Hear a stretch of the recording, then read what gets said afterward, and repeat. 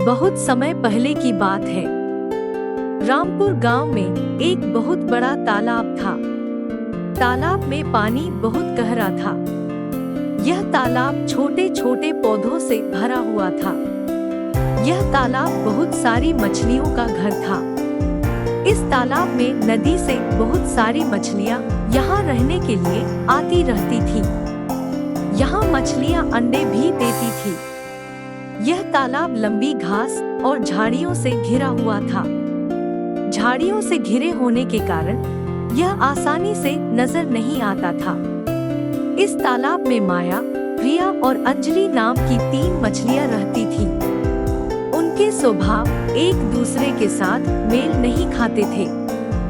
माया का मानना था कि संकट आने के लक्षण मिलते ही संकट टालने का उपाय करना चाहिए। प्रिया का मानना था कि संकट आने पर ही उससे बचने का प्रयास करना चाहिए। अंजलि का मानना था कि संकट को टालने या उससे बचने की बात बेकार है। जो किस्मत में लिखा है वह होकर ही रहता है। एक दिन शाम को मछुआरे नदी से मछलियां पकड़कर घर जा रहे थे। बहुत कम मछलियां मिलने के कारण उनके चेहरे उदास थे। तभी उन्हें झाड़ियों के ऊपर पक्षियों का झुंड दिखाई दिया। सभी पक्षियों ने अपने अपने चोंच में मछलियां पकड़ी हुई थी। एक ने अनुमान लगाया कि झाड़ियों के पीछे एक तालाब है, जहां बहुत सारी मछलियां रहती हैं। मछुआरे खुश होकर झाड़ियों में से होकर तालाब के तट पर आ निकले और उन्होंने तालाब में बहुत सारी मछलियां देखी। एक मछुआरा बोला, इस तालाब में तो मछलियां ही मछलियां हैं। आज तक हमें इसका पता ही नहीं था। यहाँ हमें ढेर सारी मछलियां मिलेंगी। दूसरे ने कहा, आज तो शाम घिरने वाली है, कल सुबह ही आकर यहाँ जाल डाल देंगे। इस प्रकार मछुआरे दूसरे दिन का कार्यक्रम तय करके चले गए। तीनों मछलियों ने मछुआरे की बात सुन ली थी। माया मछली ने कहा, अब हमारा यहाँ रहना खतरे से खाली नहीं है। समय रहते अपनी जान बचाने का उपाय करना चाहिए। मैं तो अभी ही इस तालाब को छोड़कर नहर के रास्ते नदी में जा रही हूँ। प्रिया मछली बोली, अभी खतरा आया कहाँ है? इतना घबराने की जरूरत नहीं है। हो सकता है इन मछुआरों का यहाँ आने का कार्यक्रम रद्द हो जाए। उनका यहाँ आना अभी निश्चित नहीं है। जब वह यहाँ आएंगे तब की तब सोचेंगे।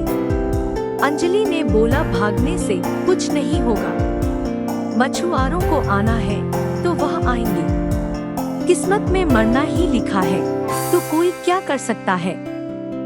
इस प्रकार माया मछली उसी समय वहाँ से चली गई। प्रिया और अंजलि मछली तालाब में ही रही। सुबह हुई तो मछुआरे अपने जाल को लेकर आए और तालाब में मछलियां पकड़ने के लिए जाल डाल दिया। प्रिया मछली ने संकट को आए देखा तो जान बचाने के उपाय सोचने लगी। उसका दिमाग तेजी से काम करने लगा। आसपास छिपने के लिए कोई जगह भी नहीं थी। तभी उसे याद आया कि उस तालाब में काफी दिनों से एक मरे हुए ऊदबिलाव की लाश तैर रही थी। उसने सोचा, ऊदबिलाव की लाश मेरे बचाव के काम आ सकती है। जल्दी ही प्रिया मछली को ऊदबिलाव की लाश मिल गई। लाश सड़ने लगी थी। प्रिया मछली ऊदबिलाव की लाश के पेट में घुस गई और सड़ती लाश की बदबू उसके अंदर समा गई। उसके बाद प्रिया मछली बाहर निकल गई। कुछ ही देर में मछुआरे के जाल में प्रिया मछली फंस गई। मछुआरे ने अपना जाल खींचा और मछलियों को किनारे पर जाल से उलट दिया।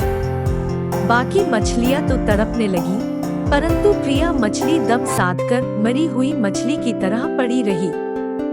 मछुआरे को बदबू आई तो वह मछलियों को देखने लगा।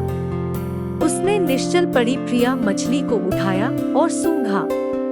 सूंघते ही मछुआरा बोला, यह तो कई दिनों की मरी मछली है। मछुआरे ने प्रिया मछली को तालाब में फेंक दिया। प्रिया मछली अपनी बुद्धि का प्रयोग कर संकट से बच निकलने में सफल हो गई थी। पानी में गिरते ही उसने गोता लगाया और सुरक्षित गहराई में पहुंचकर अपनी जान बचाई। अंजलि मछली दूसरे मछुआरे के जाल में फंस गई थी और एक टोकरे में डाल दी गई थी। भाग्य के भरोसे बैठी रहने वाली अंजलि मछली ने उसी टोकरी में अन्य मछलियों की तरह तड़प तड़प कर मर गई। इस कहानी से हमें यह शिक्षा मिलती है कि भाग्य के भरोसे हाथ पर हाथ धरकर बैठे रहने से कुछ नहीं होता है। हमें अपने जीवन में कठिनाइयों का सामना करना चाहिए और उसे दूर करने का उपाय करना चाहिए। भाग्य के भरोसे बैठे रहने से कठिनाइयों का हल कभी नहीं मिलता है।